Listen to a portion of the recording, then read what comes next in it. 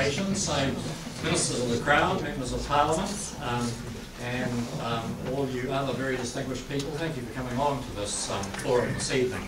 I'm sorry it's a bit on the tight side. We actually had to hire in smaller chairs to accommodate everybody, but we've made it.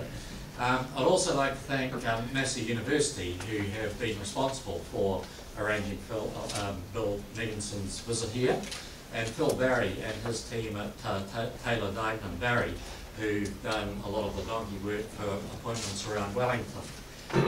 Bill has been a sterling visitor. Today he started at 6 AM on TV1's breakfast program, so I think he's probably running on adrenaline now. Bill is Professor and Rainbolt Chair in Finance at the University of Oklahoma's Michael F. Price College of Business, and is Executive Director of the Privatisation Barometer, which I'm not sure I know a hell of a lot about, but I might in an hour's time.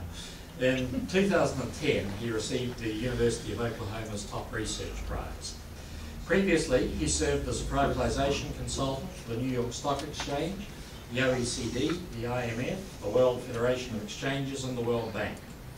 As many of you will know, Professor Megginson is a leading international authority on privatisation of state-owned enterprises, and including those implemented through public share offerings, which is what we're looking at now. His JEL article with Jeff Netter must be one of the most widely cited articles, I suspect the most widely, on privatisation. Privatisation is an important issue for the Business Roundtable. It has been all the way through. We published the study of Phil Barry's some years ago to address a lot of the myths that I think still persist around privatisation in New Zealand. I've also been blogging on my website, some of you may follow it, on privatisation myths in recent months. So with the government's plan to partially privatise some of its shareholdings in its businesses if re-elected, Bill's visit I think is very, very timely. Bill is going to talk for about 30 minutes, then we'll open up the discussion to the floor, and we'll aim to wrap up at around 7 PM. So welcome, Bill. Thank you very much. Thank you all very much for I'm not sure we could get people to do this in the States to actually come here tonight, and thank you for inviting me. I also say with Phil, we met at the Abu Dhabi Emirates Palace Hotel, one of the 7-star hotels in the world, for a privatization conference, so it's been very good to me over the years. I'll be talking tonight about some of the lessons of privatization. I hate to use quite that cosmic a term, but some of the international experience and what the research that I've done along with others has shown us can be done, or what needs to be done, or what some of the issues. And so to give you an outline of my talk, what I'll do, and I'll go through some of it quite quickly, but basically answer a question that probably most of us know: why have governments embraced privatization? And then I'll really look at, has it worked? Has privatization, the empirical international evidence, has privatization worked? Has it improved the performance of firms that are sold? Quick answer, yes, no surprise. But I'll also, from that, look at some of the issues that New Zealand is facing in designing the program.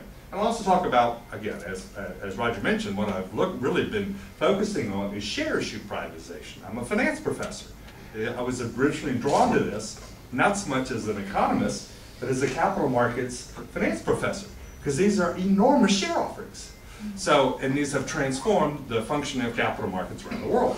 And again, the next thing I'll look at, being a finance professor, is the impact on capital markets and whether it has done, whether investors have done well from it. Quick answer, yes.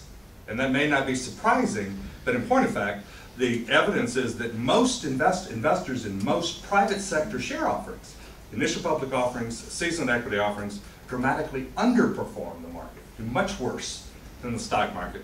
These dramatically overperform, which is much better than the overall stock market. And it's the only type of major category of share offerings that do.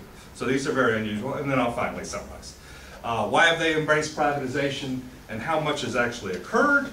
Again, forgive me, this is a fairly detailed, but I'll go through it very quickly. Most of you probably know. But the first major privatization program, it's called denationalization. And again, one of the things that is often the case, privatization is the name that dares not speak loudly in many places. It's often very unpopular. And it was originally called by the German government, Adenauer government, denationalization. And the first was tried in 1961, Volkswagen, and then Weber. And it worked just fine until the first downturn in stock prices, and the German government had to rescue all the investors who had bought the shares, kind of defeating the purpose. On we go, roll forward to really almost 15, almost 20 years, to the Thatcher government that first came to power in 1979. And she gave it the user-friendly name of privatization. And from that, we've gone through. Now, Phil has mentioned to me that I need to concentrate on using privatization with an S. The good British, but we use it with a Z, so I probably defaulted to a Z. They started it. It was not one of the core pieces of their platform, but they immediately started doing some privatizations. And we think of privatization now, it's not orthodox. Again, it's always controversial. But if you go back in time and look at the news reports around the original privatizations, it was holy war. The opposition made it absolutely clear that if they were elected, they were going to undo all these evil privatizations. We are so far down the learning curve and so far down the political curve now that the Thatcher government, you look back and kind of admire how could you ever have that much courage, but she did, and of course it worked. Very rarely can you actually point to a security offering that changed history. But in point of fact, the British Telecom offering in 1984, November 1984, $5 billion, by far the largest share offering in history, in fact 10 times larger than the previous share offering. And it was the first one to show the politicized allocation to small investors with the golden shares. It was supposed to completely swamp the capital markets and be a disaster. We know the exact opposite happened. It was very successful. What came out of that was that size doesn't matter.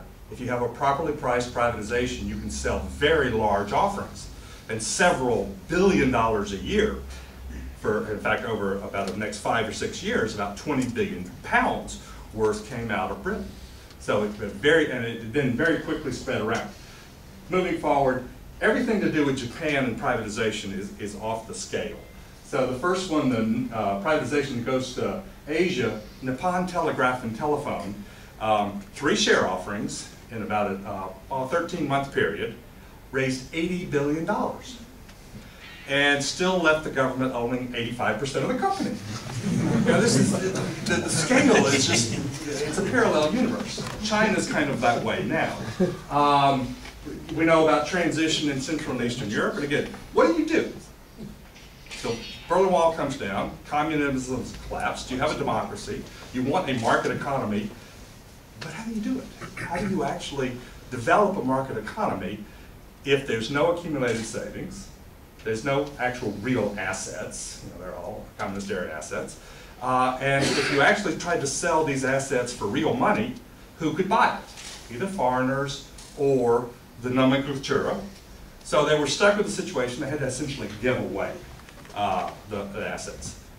Economically, it really didn't work, but they did go to a market economy with private ownership. The 1990s, you had a tremendous surge of privatization throughout Europe and really the rest of the world. That's kind of the golden age, particularly European. Latin America got in on the act. It was very, very successful privatization programs in the late 1990s. Again, until about 2000, and then the worm turned. So just to show where we are now, essentially I use the term opportunistic privatizations, and that's really what has been happening in the last 10 years. Governments will come into power, often center-right governments, and want to do privatizations, and they're essentially, whenever the stock market is high enough, they can do it, but it's really, they have to time their opportunities. We may well be, and I'll make this case, we may well be we're in the middle of the 3rd major wave of privatization. We've had 2 years in a row of record volumes, and we're back. Okay, since then, what has happened the last 10 years is it's no longer European. European privatizations are about actually barely 1/5 of the total last year. It's mostly Asian. So if New Zealand joins the party, that will just accelerate that trend. This is the worldwide privatizations. Anything to do with stock, share issues, seasoned equity offerings, initial public offerings, venture capital, mergers and acquisitions, has this pattern. Tremendous surge during the 1990s, peaking in 2000, falling off, and then a surge again, or a partial rebound in the mid-2000s. What's different about privatizations is the last 2 years have been records. 2009 was a strange record. What that was, $260 billion, but 2/3 of it was banks buying back the shares the government had injected. So last year was, in terms of true privatization, over $210 billion is the most ever. Now, we were off on a flying start until the stock market started going down, but we'll probably still have well over $100 billion this year. It is back on the agenda in many places. Very quickly, why have governments embraced privatizations? Well, most of this won't be a surprise to this crowd. While in theory, state ownership is perfectly defensible, theoretically there's no real difference. In fact, the experience around the world is that state-owned enterprises are just inherently inefficient. It's just that in practice they tend to be that way. They're politicized. The reason you have state-owned enterprises is to achieve a political objective. So they tend to be inefficient, relatively politicized. And that's an economic statement more than a political statement. This is almost just a statement of fact. You also have, you substitute labor for capital, by definition. You want to maximize employment. So they tend to be very a chronic underinvestment, particularly if they're tied to the public sector borrowing requirement. Unending need for state-owned subsidies. I guess my favorite, the worst example I can think of, is Mexico. In the late 1980s, Mexico, a poor country that has a long history of state intervention, had subsidies for state-owned enterprises that were 12% not of the budget, 12% of GDP. Now, for a developing country, the opportunity cost of spending 1/8 just to cover losses is hideous. So within about 5 years, they completely transformed it. Okay, and it pretty soon dawned on governments that, hey, we can sell these assets, and we don't have to raise anybody's taxes, and we don't have to cut government services. What's not to like? So the revenue from privatizations is something that governments everywhere find quite attractive. And finally, as economists, we like to think that we have contributions to policy. It almost never happens, but sometimes at the margin, when you can show empirical evidence, it does have an impact. One of the studies that I did, one of the first ones in Journal of Finance, I later found that the World Bank was taking that study, 3-author study, in a shortened version, and basically beating governments over the head with it. Well, you really need to privatize, whether it was appropriate or not. So there's accumulating empirical evidence. Okay, basically, its impact has been, in the OECD, you've dramatically reduced the role of state-owned enterprises in most countries over the last 30 years. It started, well, of course, the transition economies have completely been transformed. The outlier, of course, is Russia. It's been privatized, but what do you really have a private sector economy, or is it a kleptocracy? We'll leave that alone. But certainly it's been privatized. Until recently, the developing countries were late to start. They had a fairly brief reign. There's a lot has changed in the last 15 years. And what's really come on lately are the BRICS.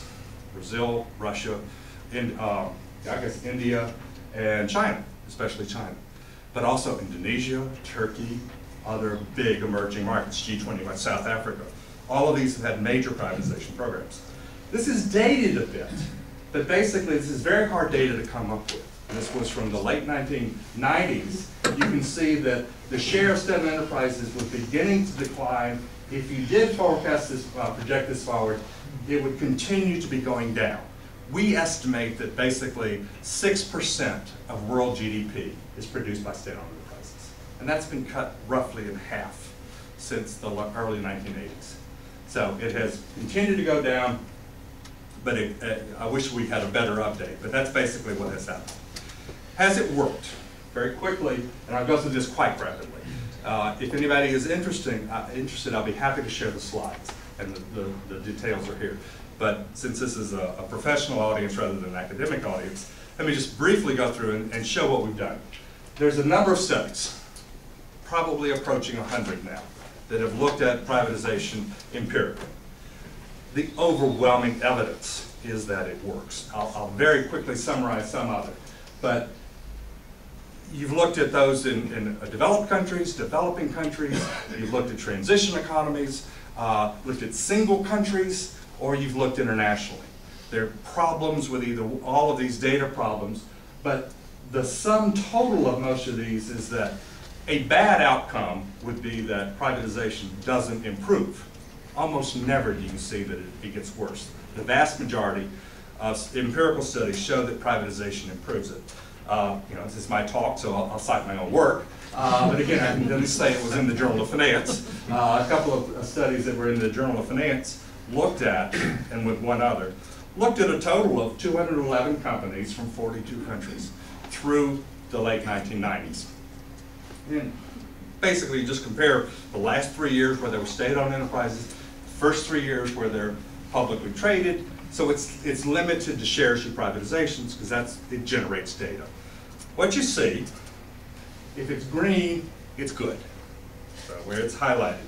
Profitability, very significant performance improvement for all of these, the 211 companies. Now, profitability is an imperfect metric. You could have profitable firms because they raise prices. So other metrics come in. Did they become more efficient? Output per employee? Yes, highly significant increase in efficiency. Would they increase sales? Of course, the answer, real sales. Yes, highly significant increase in real sales. Well, did leverage go down? Now, of course, if you think about it, in most cases for share offerings, if you sell stock and you raise equity, almost by definition, leverage is going to go down. There's a kicker. With privatizations, these are pure secondary offerings. The government is selling its stock, not the firm. So these are not capital raising events. So the only way that privatization can improve leverage is through profitability or corporate governance. So it's not a direct raising of capital. But even there, leverage goes down significantly, dividends go up. The only one really, the final one that's unambiguous, is capital investment. And this is one of the strongest results. Capital investment tends to surge for a number of reasons. One, of course, it's catch-up. They've been constrained from investment for so long, they have to catch up once they're private. They have access to capital markets. They're generating profits. So capital investment spending goes up dramatically. Employment was the one that really surprised us. The first study, we actually showed that of the 62 in our very first study, that employment went up. Nobody believed it. So if you look at that study in the Journal of Finance, it's 60 manuscript pages long. There's a table there that has every single data point, every company, all the years before and after, where we actually had to list the employment. Nobody believed it. On average, most empirical studies do in fact show that employment goes down in the firms. So and this is the great fear of all governments, is that they're going to lose workers. Now, whether that actually is permanent or whether it's industry-wide is all open. But certainly, on average, there's not a huge cut in workforce, although on average, it does seem to decline. Okay, first one, kind of the, well, what does this mean for me? Or what does this mean for New Zealand? Some of the issues that have come up, talking with Phil and others, Roger and others, we had supper last night. If you need to restructure, if there's a perceived need to restructure the firm, who should do it? The government or the new private buyers? Standard advice, basically based on empirical evidence, is that unless there's absolutely compelling reason, let the private buyer do it. If it's whether it's share issue privatization or an asset sale, it should be done by the new private buyer unless there's absolutely compelling reason otherwise. Allow foreign participation. I've been really kind of surprised just how touchy a subject this is here. It usually isn't, but there seems to be a real issue here. Should you allow foreign participation? Yes.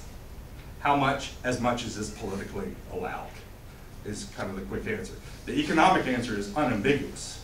allowing foreign ownership, participation, raises prices, increases liquidity, does all the nice things that you want from a capital market perspective. The constraint is political. If it's absolutely vital to maintain domestic ownership, there are ways to do that. It's costly, but it can be done. Do you sell it all at once, or do you sell it in tranches? Now, if you're doing an asset sale, you're just selling the company to another firm, that's usually done all at once. If you're doing a share offering, it becomes a much more difficult decision. Standard practice or standard advice would be to sell it in tranches, and I'll come back to that a little bit later. How do you design good corporate governance? Hopefully none of the state-owned enterprise managers are here tonight, because the standard advice is fire the CEO and do it quick. That maximizes prices. That really is, it's that crude. The studies that if you accelerate it by a year, the privatization, and you replace the CEO with a real manager, that you dramatically raise prices. Now, if you actually have the CEO who's pretty good, you can take this with a grain of salt. But that's always something to consider, and unambiguously, somehow bring in a commercial board of directors. Easy to do, to say, hard to do. Do you sequence the sales? Yeah, you sell the easiest first. Not only does it make common sense, but it also makes economic sense. You sell the easiest ones first, leave till later those that have to do a lot of restructuring, a lot of remedial work. So it both is from economics and political support. You sell the easiest ones first. Do you regulate before or after the sale? Basically, you have to have a regulatory regime. Most privatizations are utilities around the world and over time. The vast majority, telecoms, electric utilities, gas, water, rail, airlines, banks. So the vast majority of privatizations are regulated utilities or regulated companies. And you have to have a regulatory regime in place. This is easy to say. Are you out to maximize proceeds or maximize the odds of success? I'll say it, it's so important, I'll say it at least 3 times. The dangers of overpricing are far greater than the dangers of underpricing. If you try to get the maximum dollar, the government, this is where they fail, and they fail spectacularly. So I'll come back to that. Okay, how do governments privatize? Roger, how am I doing for time? Yeah, throw something at me if I, okay. Sure. I'll talk really fast is what I'll do. What methods do you use to privatize? 2 basic ones, really. You can either sell the company, an asset sale, or you can do a share offering. There are other ways. In Eastern Europe, they had to basically give the company away to the citizens, and it didn't work, no surprise. Who ended up with the assets that really had value? The insiders. Who ended up with everything else? The citizens. No, we just don't want to go there. You can do it for infrastructure assets. The Port of Brisbane was just sold for a ton of money for a 99-year lease. And they're very common. The British part of Eurail was sold for far more than they expected it in a lease. So an operating concession can work. And if you need to build something new from scratch, project finance, public-private partnership is a very effective way to go. Okay, in terms of the choice between an asset sale and a share offering, again, it's my show, so I'll cite another study, again in the Journal of Finance, in 2004, looked at that choice. Now, some of it's obvious. If it's a really big company, then who are you going to sell in the pawn, telegraph, and telephone to? A $1 trillion company with 350,000 employees. So you have to do really big companies through the share offering. There's just no viable or politically feasible way to sell it. So size obviously matters. The one that really was the most interesting, and probably the reason it got published in the Journal of Finance, was this very strong result that it is the less developed the stock market is, the more likely the government is to do a share issue privatization. I saw some crinkled eyes. Yeah, it's counterintuitive, but the idea is, if you're a government or a policymaker and you really want to develop your stock market, how do you do it? Okay, you put in good rules, but how directly do you promote a stock market? Well, if you have assets to sell, you can do it directly. And that's the logic. Governments that want to develop their stock market, but it's underdeveloped, they have the assets themselves to sell, and they choose to do so. So that's really the most striking. The rest of them kind of make sense. What you also see is, this is in our sample, 900, 1,500 asset sales, 900 share issues. They're far bigger, average size, median size, far bigger for the share issues, and yet they only sell a third. Sell a third of the asset, a third of the equity. In a share issue privatization, 3/4 in an asset sale. So they're different beasts. Big privatizations tend to be share issue privatizations. Smaller ones tend to be asset sales. Okay, I want to go through this quick. This is kind of the early test. Again, it was in another one of our top journals with co-authors. But what I do want to hit is governments around the world, particularly in the early days, dramatically and deliberately underpriced share offerings. The average was 34%. The median was 12%. So governments deliberately set the price low. Okay, why? Well, you set price low, and then what do? Well, then you allocate the shares to domestic investors as broadly as you possibly can, and you give away a capital gain. Okay? So you set the price low, have a domestic tranche at a low price, have the foreign tranche at the full market price, and essentially you're giving away a capital gain to the median voter investor. These are very sophisticated tools that governments have figured out how to use financial contracts to achieve political ends and economic ends. That's actually the title of the paper. Governments very rarely self-control, almost never self-control, almost never sell 100%, and very rarely self-control. Okay, let me go forward a bit. What governments are often trying to do, usually without success, but is to develop a true equity culture, a broad corpus of citizens who buy equity in entrepreneurial firms. That's the goal. It very rarely works. You end up with a large number of shareholders. In fact, my favorite example is France Telecom.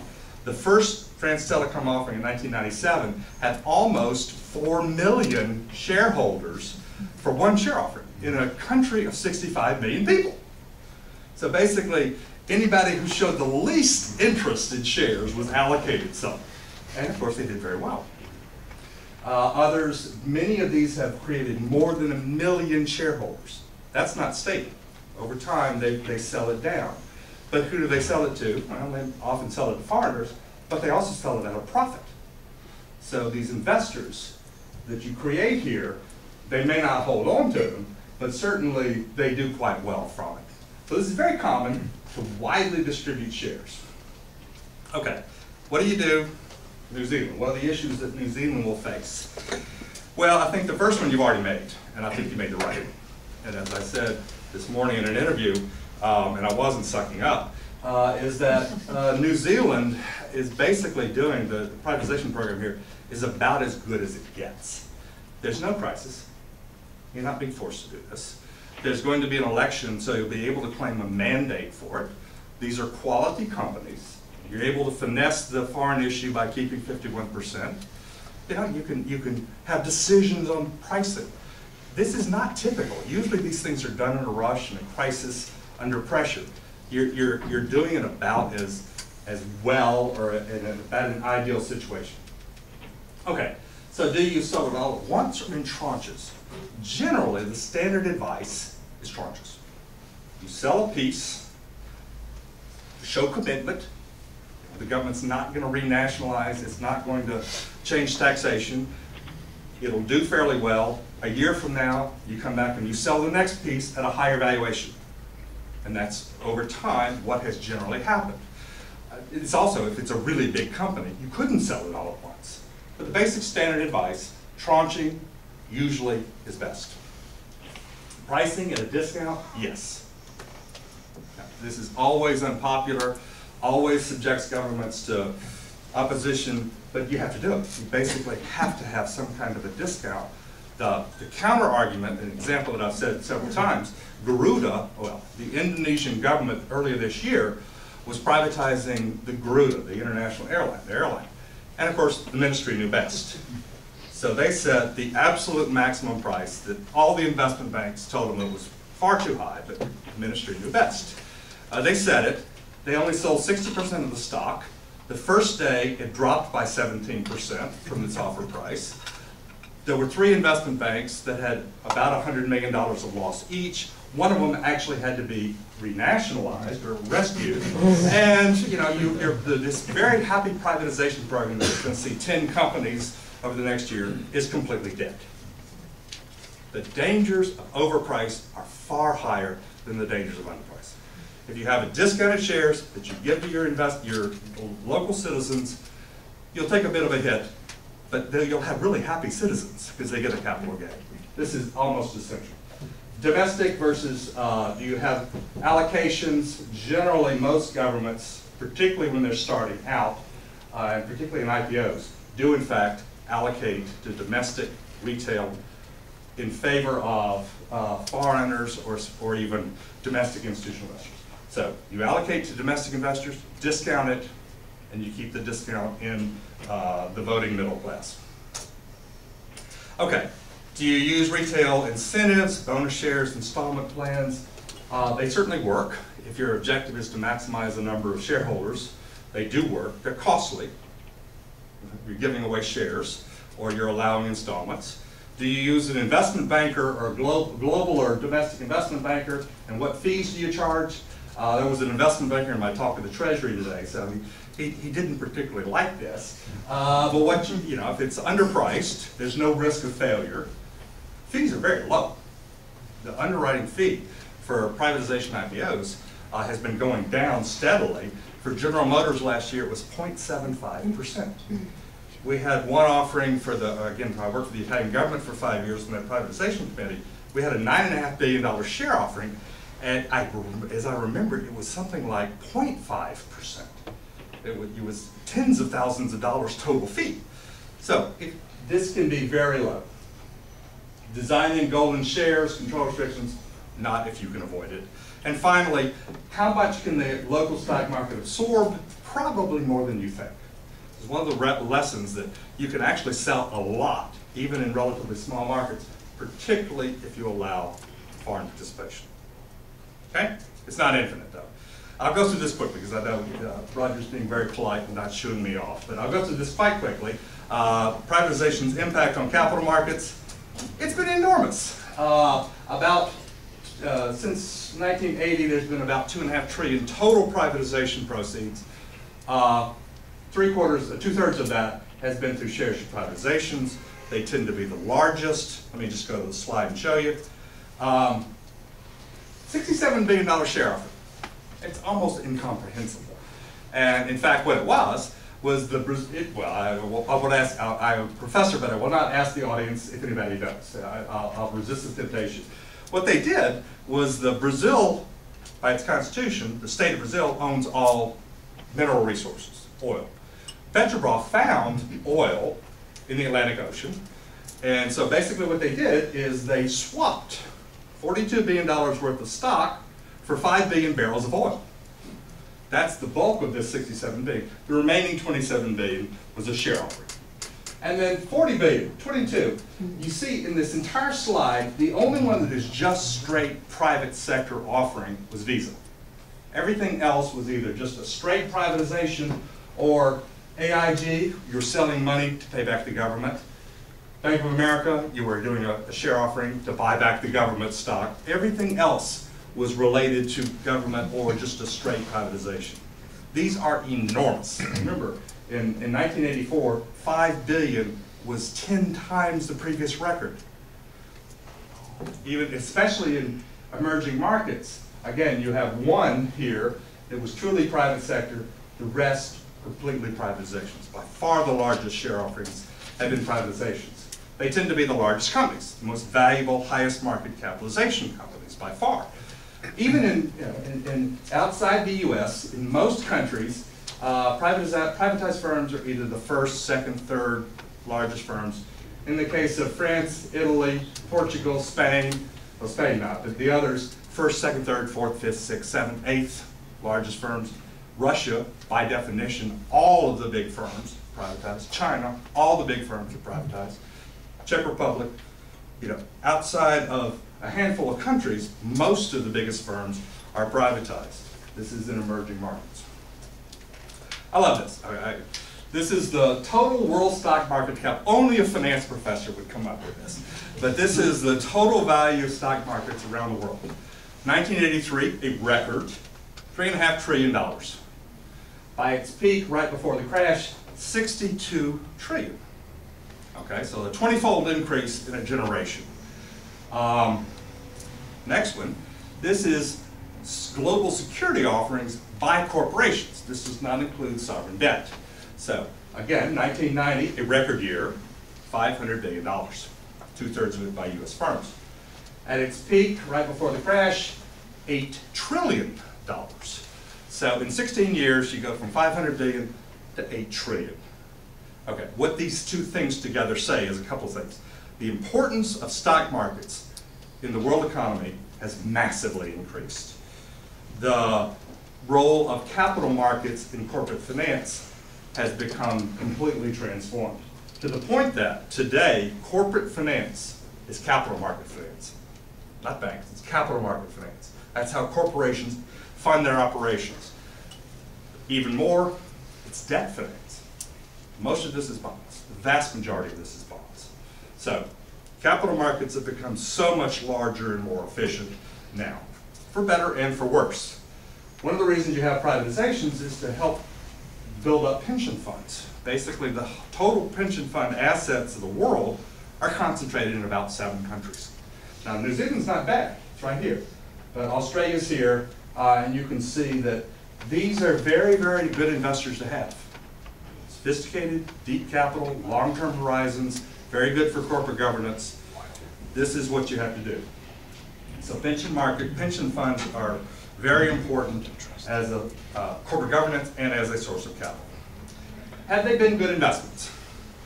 Yeah, in fact, surprisingly good. We've already shown that if you're lucky enough to be allocated shares, on average, and there's always exceptions, on average, you do pretty well. First day pop is quite high. But even after that, in taking that out of the equation, have they performed better over time? And I promise the last time I'm going to do it, cite my own work. But this published last year, looked at exactly that issue for 241 privatization IPOs, 42 countries. Did they outperform over 1, 3, 5 years? Well, I'm glad you asked. Because what you find is that, in fact, I'll just go straight to this. If it's blue and bold, it's good. Okay? So what that says, 1 year, 3 year, 5 year holding periods, whether you measure it versus in local currency, measure it in US dollars, measure it versus the local market, measure versus the world, it outperforms the local market. It outperforms the relevant market. So, in many cases, dramatically. 5 years, 30%, 109%. So, in other words, not only does it do well, it does better than the overall stock market, local, foreign currency, domestic. And again, private sector IPOs underperform. Private sector seasoned equity offerings underperform. So these stand out as being very good investments for the people who buy it, for the citizens who buy the shares. All right, what do we have to say about privatization? Now, I trust that Roger's been very gracious and hasn't put the hook yet, so I am almost finished. What's the key lessons? It works. Privatization does in fact work, brings in revenue, but it can be screwed up. You can do it badly. And governments have figured out ways to do it badly many times. They do improve, privatization sales do improve, on average, financial and operating performance, often quite dramatically. Certainly very significantly over time, often fairly dramatically. The employment impact is less clear-cut, probably negative, but probably also transitory. And also, I mean, it's a nice little pot for governments. $2.5 trillion, that went to governments, not to the firms. So again, this is something that, except for China. As always, China is completely different. They do it differently. They do primary share offerings where the firm itself sells shares. Okay. Most other countries don't. Does it work? Yes. But you can do it badly. And one of the things governments have to be brought to, well, capital markets bring them to it.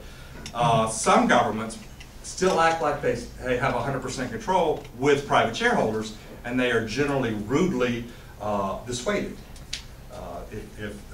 Bear with me, one last anecdote. Example is 1999. The French government had privatized several very large banks that they nationalized after World War II because they were perceived to collaborate with the Germans. They privatized them after, in the 1990s. And then two of them decided they wanted to get to merge. Banque Nationale de Paris, Société Générale. And the government thought this was a wonderful idea. But there was a third privatized bank, partially privatized bank, that decided it wanted to bid for BNP. And of course, the French government, not being used to this, told them to shut up and go away. But they forgot they had shareholders. Short answer to the story is that by the time the dust all settled, Société Générale, the favored party, was out. Paribas bought BNP in spite of the government's opposition. So if you do this to the French government, you'll do it to anybody. I lived in France for 2 months a year, so this is a rude shock for a lot of governments. Investors have in fact benefited from privatizations. And the last thing, governments should sell the assets as quickly as possible for real money, real cash, not bonds, not debt, real cash to the highest bidder, to the maximum extent that you possibly can. Thank you very much.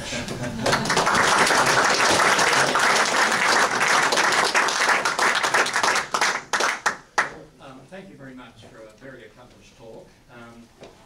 We all take on board the last comment there about selling for the highest value. That's what you'd want in terms of taxpayer ownership. But you also mentioned along the way about privatisation, and I must say I've always had a bit of a soft spot for sugar giveaways, given that we all actually own these SOEs, and I think one would be great for Kiwi Rail actually, because New Zealanders for some reason that I don't comprehend seem to have a love affair with rail, so why not let them be a real owner?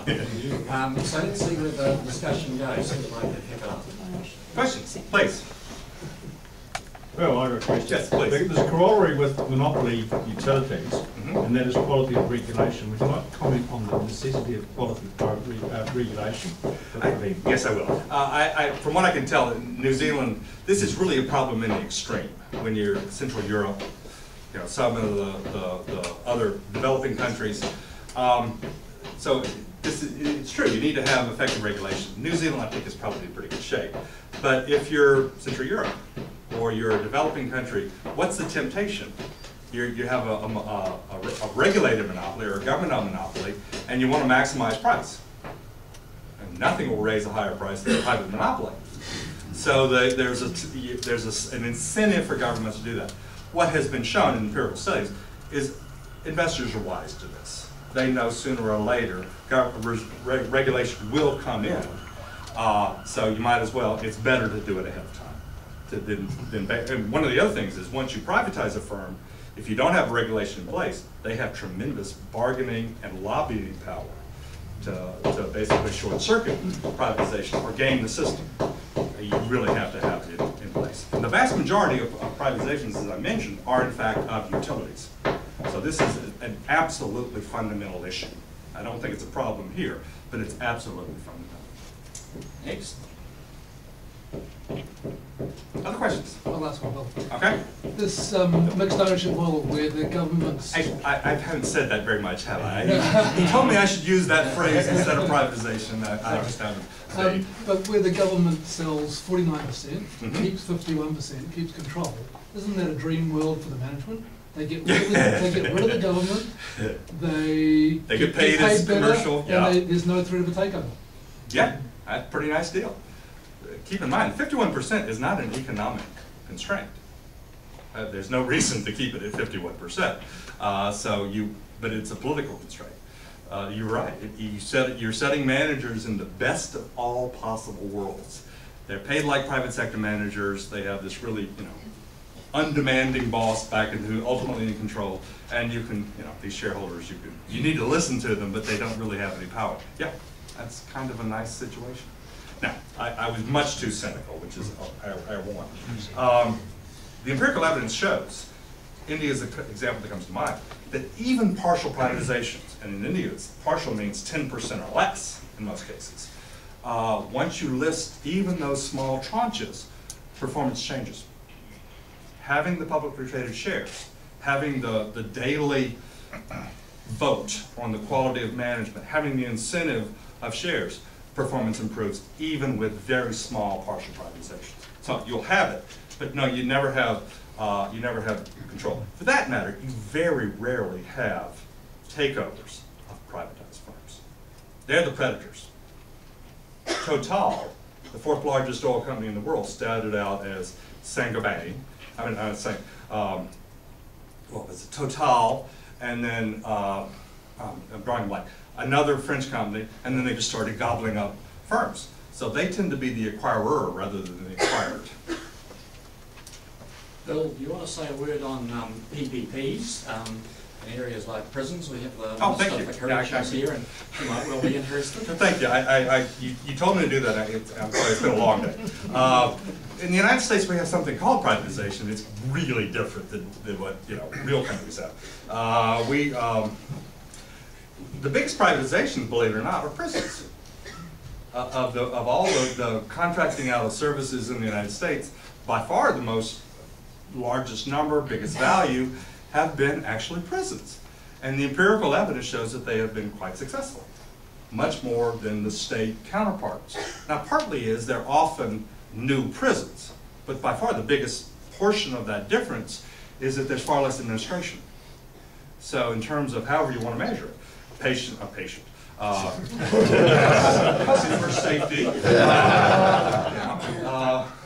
recidivism, they're quite different, significantly better in the private prisons. So the empirical evidence, mostly from the US, other countries have done less of it. The one thing that the United States has done, or has not done, I was actually rhetorically at a privatization conference in Kuwait, of all places, by one of the other participants. What country has the most valuable state sector? Now, I struck my head. And of course, it was a trick question. It's the United States. You have the federal government owns over 80% of Alaska. The federal government owns 50%. The federal government owns almost half of several western states. They own the Army Corps of Engineers. Governments own almost all of the airports. In fact, essentially all of the airports, all the bridges, all of the docks, all of the ports. They own land, they own assets, but they don't own that many state-owned enterprises. So you could see what the biggest thing that the U.S. has done so far has been in privatization of services, contracting out of government services. It may partly be why in an Economist survey earlier this year, which some of you may have seen on my blog site, asking 20 people in 25 countries who was most disposed towards the free market, and China came out ahead of the US. Yeah. And of course you saw what happened with their, in the Banana Republic of America with the debt ceiling, so you can see that we do things in a funny way there. Other questions? We have 3 generator retailer SOEs. Mm-hmm. Do you have any views on the optimum sequencing of this? Yeah, I do. I don't know which one. I guess I know the names. The easiest first.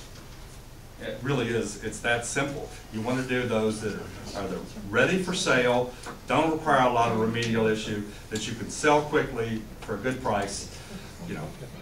The standard professional advice would be to sell the easiest ones first, sell it at a relatively small, 250 million, make sure it's a success, and get it off to a roaring start. Do the harder ones later. The other is, it's come up a number of times. Well, if you have a 3-year window of government and you have 5 assets to sell, 5 companies to sell, shouldn't it be better to basically do all of them, one at a time? And you can make a better case, in my mind, to sell half of each one, because at the end of 3 years, they're all partially privately held, and they are never renationalized. So if the objective is to get these assets into private hands, get half of them in, and then do the other half later. Questions? Questions? Yeah, is there any country which has actually run privatisation in reverse? We have a history of, not sticking to our guns. Yes, okay. The quick answer is not really, and surprisingly enough. Now what you do have is you've had, I think New Zealand did this, Britain did it twice. They've had to renationalize failing firms. Britain did it with nuclear power, they did it with British Rail, I think you had to do it with New Zealand Rail. So those have happened. But in terms of major ideologically motivated renationalizations, they have not occurred, period. In no case of a major privatization has it been renationalized. Even by, when the socialists came back in France, even by